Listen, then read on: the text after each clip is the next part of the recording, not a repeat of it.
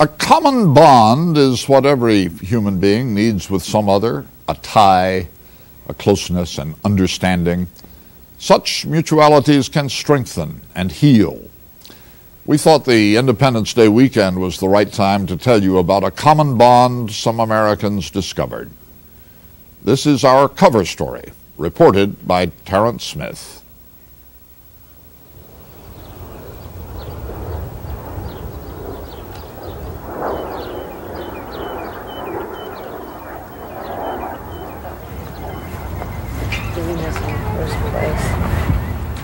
I was 4 when he was killed, but initially when his plane crashed, he was listed as missing from June of '65 until early '69. So we didn't actually bury him until I was 8 years old. I don't think there was a more appropriate... On a recent weekend, Tony Cordero, his brothers and sister, and their mother visited the grave of Air Force Major William Cordero at Arlington National Cemetery.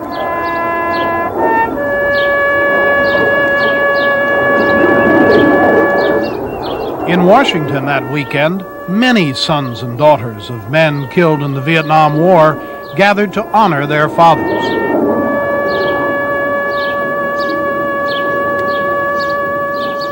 Tony Cordero brought them together.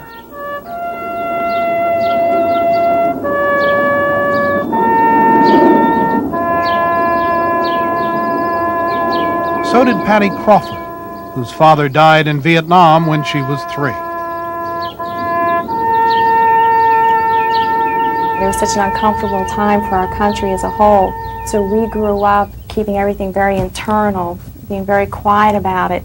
So we never really began our healing. We didn't go through a grieving process that's normal for most people.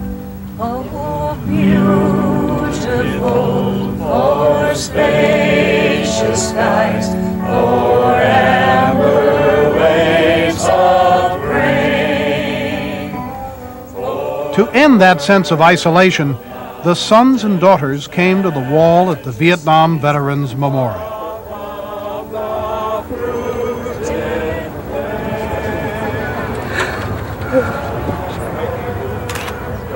My dad was 42. He was a career officer. And he was Colonel Raymond Buchanan Jr. We miss him. The organization that is reaching out to the children of the Vietnam War dead and missing in action is called Sons and Daughters in Touch. It is based in Arlington, Virginia, and is guided by Wanda Ruffin, whose husband fought and died in Vietnam. My husband was Lieutenant Commander Jim Ruffin, and he was killed before my daughter Wendy was born. And I guess part of the tragedy, the biggest part of the tragedy to me is that they didn't get to know each other. So, Sons and Daughters in Touch was founded 2 years ago under the auspices of the Friends of the Vietnam Veterans Memorial. This is very healthy, I think, to be able to talk about how you feel and to Since then, more than 1,000 young people all over the country have contacted the group, anxious to know others who could share their grief and comprehend their experiences. I never had anybody to talk to that understood where I was coming from. And I'm real appreciative of those who have gotten this weekend together to help out. for a long time I shut down, even talking about my father, recognizing how he died. And I'm really appreciative to the In Touch program because I met Albert down here, who we found out his father was a pilot of the helicopter that my dad was riding the same day, so they were killed together. Wow. There were many special get-togethers. You're kind of important to me because Kimberly Rash met Bob Buell, a Navy hospital corpsman in Vietnam. Kimberly's Marine father died in Buell's arms. he was really proud. He meant an awful lot to him, and it was the biggest thing. He wanted to come back. One of their great needs, these young people say, is to talk with men who served with their fathers in Vietnam.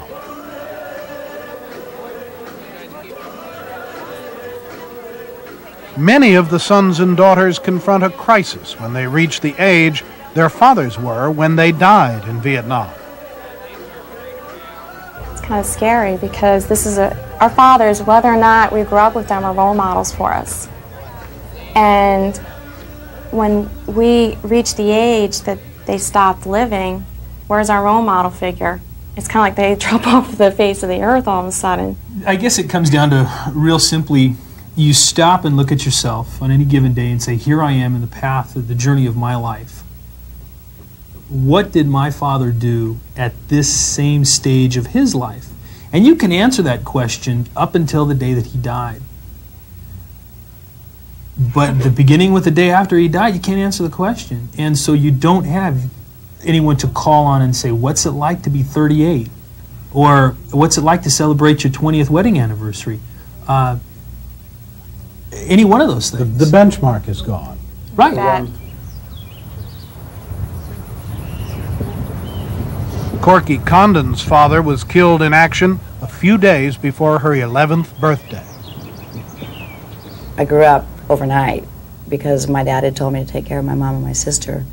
So I sort of took that literally, and it just changed my life immediately overnight. Corky and her mother took her younger sister, Karen, to see the memorial for the first time.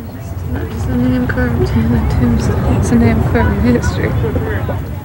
I have seen personally the healing that the memorial plays, the healing role the memorial plays when seeing it and dealing with it and recognizing that it's a part of history and it's something that you can, it validates the role that your father played in society. Karen's son, Robert, is named for his grandfather. I see your name written in stone, and the names all around you. You're not alone. John Legg, Dale Kroll, David Jackson from flight school are there too. At the group's banquet, fathers were remembered with pride. We'll never forget you till the day we die and join you in heaven. Wayne Jones offered a poem about his father. Your spirit stays with me. I know that today. That's why I can now, with confidence, say, I see your name written in stone, and I take comfort in knowing I'm never alone. Thank you.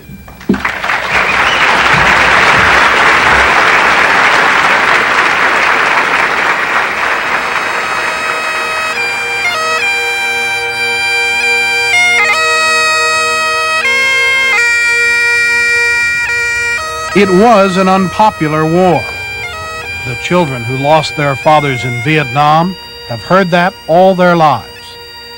But now, America honors these men in 4th of July speeches and parades. The children have always done that.